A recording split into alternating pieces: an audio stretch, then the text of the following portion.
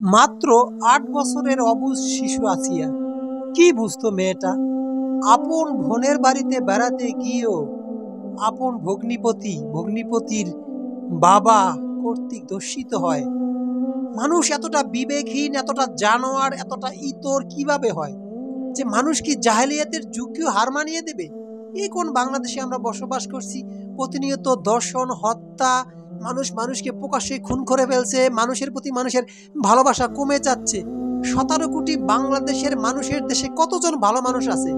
মানুষ জন্মগ্রহণ করছে ঠিকই, কিন্তু ভালো মানুষ তো জন্মগ্রহণ করছে না। তাই এইসব মানুষকে বাঁচিয়ে রেখে লাভ কি? এদেরকে প্রকাশ্যে জনসম্মুখে পিটিয়ে কিংবা ইটা নিক্ষেপ করে হত্যা করা উচিত আমি মনে করি। এদেরকে বিচারের আওতায় আনা দরকার নেই, এটা আমার ব্যক্তিগত ধারণা। কারা কারা চান আসিয়ার এই দর্শনের বিচার জনসম্মুখে হোক? কি অবুঝ শিশুটা পাপ করেছিল? সে তার বোনের বাড়িতে বেড়াতে এসেছিল, সে জীবন সম্পর্কে কিছুই জানতো না। আসছে ঢাকা, সিএমএসে জন্ম মৃত্যুর সাথে পাঞ্জা লড়ছে। তার পুরো শরীরে দাগ, কামড়ের দাগ।